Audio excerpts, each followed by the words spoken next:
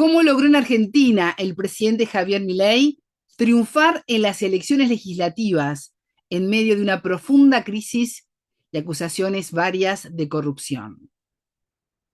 ¿Cuánto tuvo que ver en esto la idea que dejó entrever el presidente de Estados Unidos, Donald Trump, de que si él no ganaba, no llegaría ayuda financiera a ese país latinoamericano?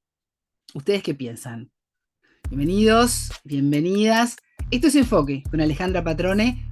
Hoy junto al académico argentino Alberto Lettieri, doctor en historia e investigador independiente del CONICET, vamos a profundizar en este tema, que implica para Argentina y también para la región.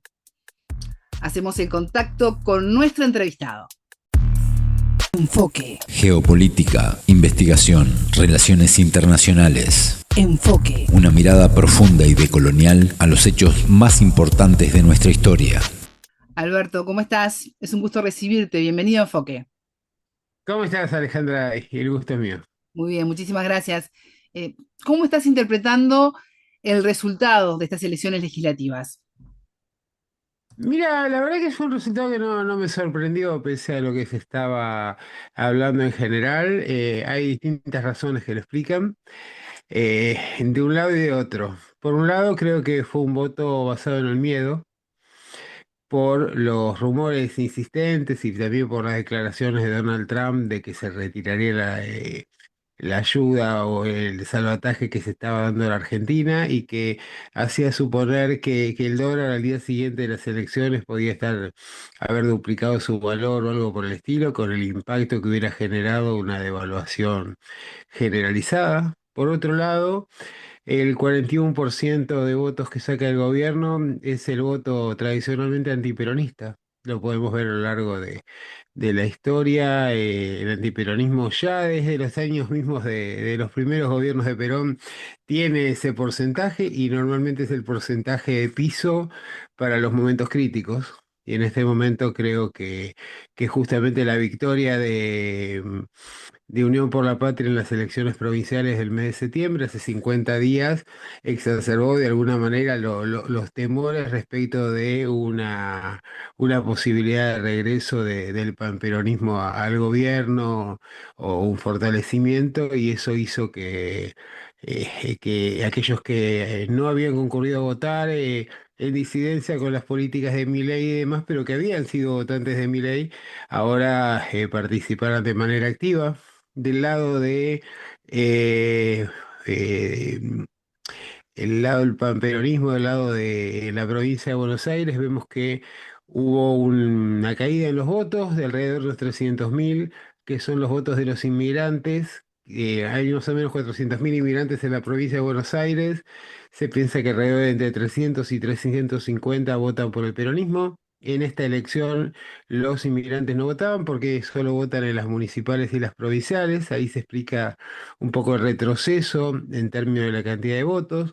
No se sumó un solo votante más de la elección anterior a esta del lado del peronismo, y sí, en el otro lado lo que tenemos es 1.200.000 votos que masivamente concurrieron a votar a Milei.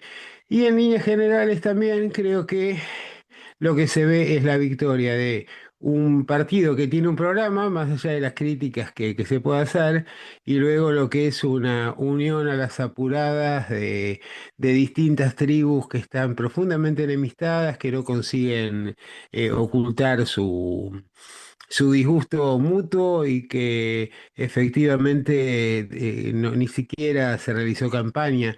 El peronismo dejó que simplemente los desaciertos, las denuncias de corrupción, de vinculación con el narcotráfico y demás, que pesaban sobre el gobierno nacional o sobre alguno de sus candidatos, fueran la campaña, pero no hubo ningún tipo de instalación, no hubo un programa, no hubo una propuesta, no se trabajó el sufragio en territorio. Los intendentes, como ya habían colocado a sus candidatos en la elección provincial, tampoco se molestaron mucho en acercar a la gente a las urnas.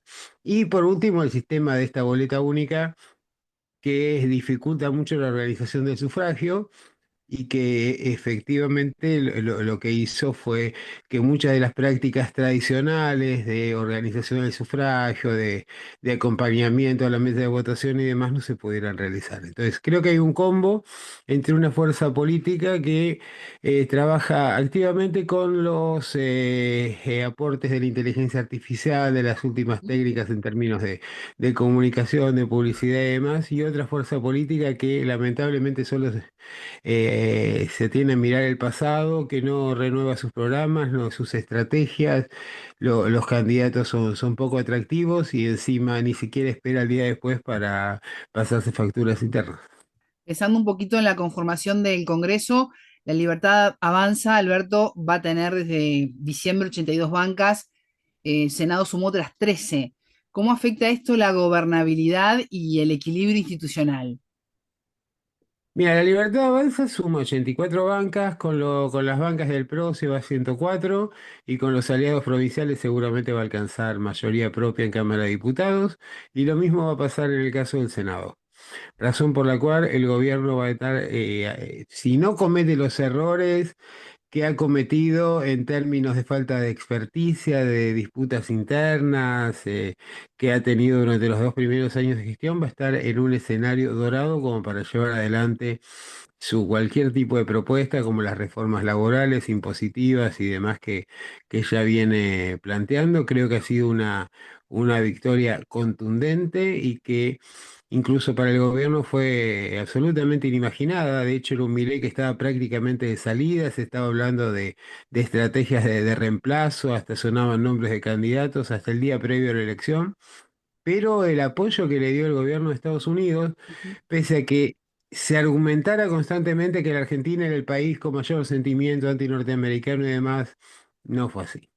Creo que esa es una caracterización muy antigua. Me parece que, al contrario, creo que más se votó por Trump que por Milley, si lo queremos ver ahí, por la garantía que daba ese respaldo y sobre todo porque efectivamente, en los niveles de inestabilidad que existen, tanto en la economía, corridas financieras constantes, desvalorización del salario, internas violentísimas dentro del gobierno y dentro del peronismo y demás, la sociedad buscó un poco de calma.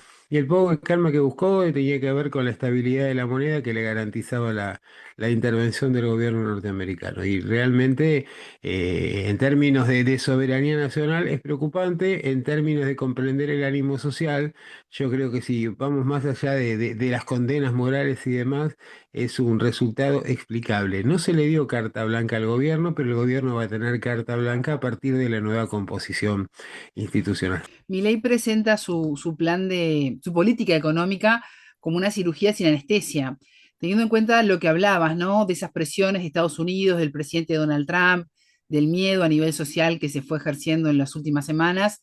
¿Qué consecuencias sociales puede tener este resultado y un Congreso además más alineado con su programa de gobierno?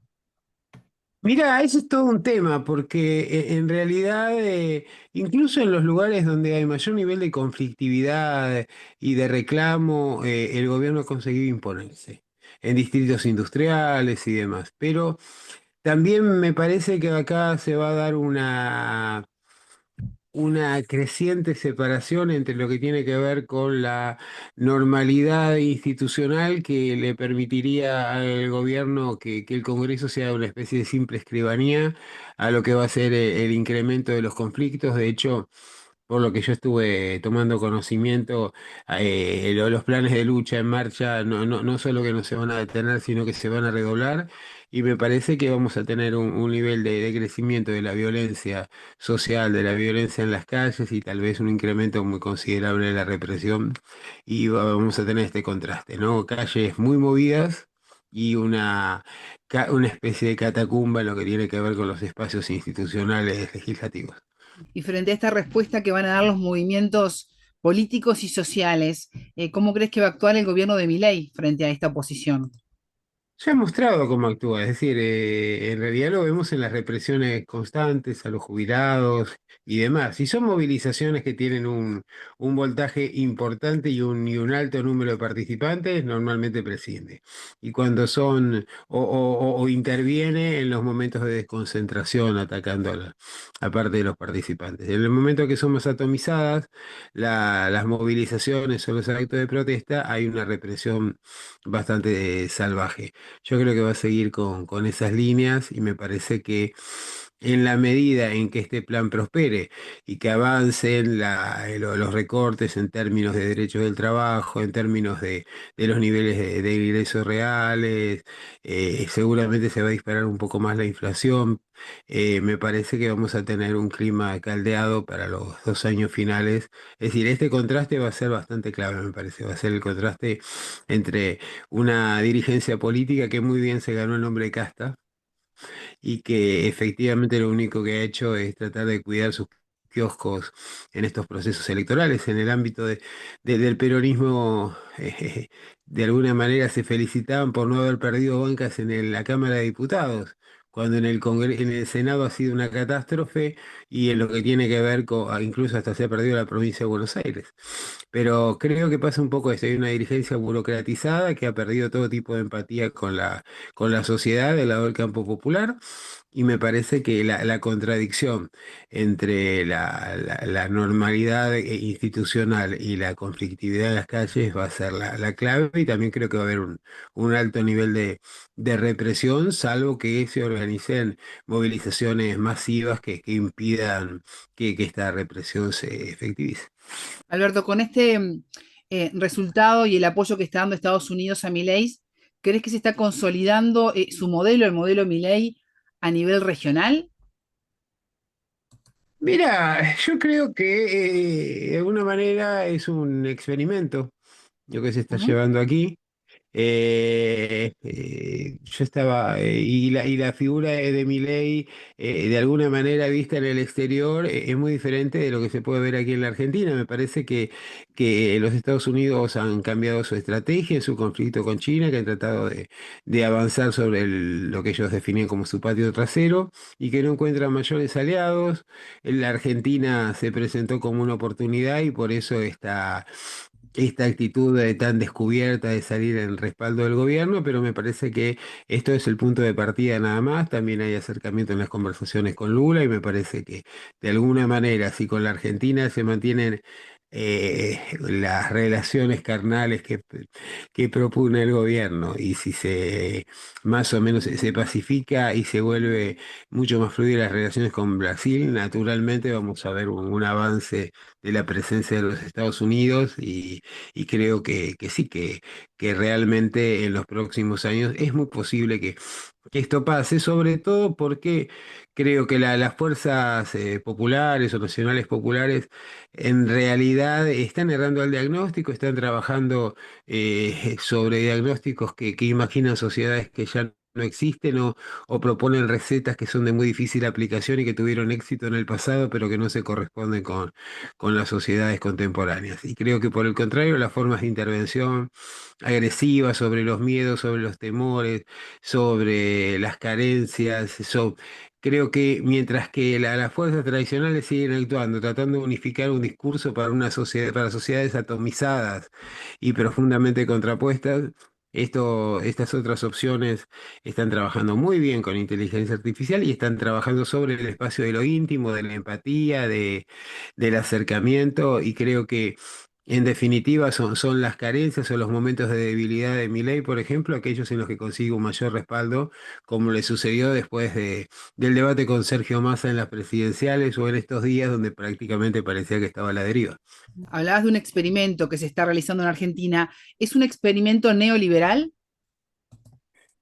Es un experimento neoliberal radicalizado que tiene que ver con todo este fenómeno de los billonarios o de los billonarios, del altísimo nivel de concentración de la riqueza, de exclusión social y de alguna manera de reconciliar a los pobres y a los más carenciados con esta situación. Eh, planteándoles que la imposibilidad de salir o de mejorar esas condiciones. Por eso lo que se dirige es el odio de los pobres contra los pobres, de los pobres que están informalizados respecto de los pobres que tienen algún tipo de inserción legal en términos laborales o que tienen algún tipo de derecho laboral. Y la próxima etapa es la destrucción de estos derechos para generalizar el empobrecimiento, incrementar los niveles impositivos y de tasas sobre los sectores más pobres y más amplios de la población y generar y propiciar las condiciones para un proceso de transferencia de recursos y concentración de la riqueza cada vez más brutal. El pueblo argentino le dio el apoyo a Javier Milei, pero ¿él podrá seguir adelante con su mandato teniendo en cuenta su salud mental? Eso es todo un tema que, mira, hay que ver cuánto hay de cierto Ujú. y cuánto hay de personaje. ¿Mm? Y yo no creo que realmente pase por ahí. En realidad, efectivamente, no es una persona común en términos de sus conductas, pero me parece que este es uno de los factores que distinguen a estos nuevos líderes de las nuevas derechas contemporáneas. Y me parece que justamente, digamos, no estamos en escenarios de democracia, sino de contrademocracia. Lo que está en disputa o en discusión es si realmente la democracia es el mejor sistema para articular estas sociedades. Los liderazgos son cada vez más autocráticos y efectivamente parten de la excepcionalidad y ciertos rasgos de conducta diferenciados son aquellos que ayudan también a terminar de definir el Frankenstein, ¿no? El engendro, la figura del líder con un alto nivel de carisma y básicamente vemos otra cosa que es el hecho de que es una sociedad en la cual ya la verdad no es un valor ni tampoco el pensamiento racional, sino que lo que importa es cómo se venden las realidades y a qué cosas se le atribuyen el valor de verdad. Por eso se argumentan sobre datos inexistentes o que son imposible comprobación. Por eso se sostiene lo inverso a lo evidente como una verdad absoluta y me parece que en realidad en la medida que de lo que se trata es de articular y empatizar con frustraciones, con personas, es decir, la situación excepcional que vos puedes ver en Milei, sus contradicciones, a veces esta situación de personalidad rota, en buena medida expresa lo de buena parte de la sociedad y sobre todo después de las consecuencias de la pandemia y las consecuencias de los niveles de empobrecimiento y exclusión que han generado el capitalismo tardío. Así que me parece que por ese lado, esos rasgos de personalidad particulares que pueda tener Milei, en lugar de poner dudas, lo que hacen es refrendar los puntos de acercamiento con buena parte de la sociedad. Alberto Letieri, doctor en historia e investigador independiente del CONICET. Muchas gracias por estos minutos con Enfoque. No, Alejandra, por favor, gracias a ustedes.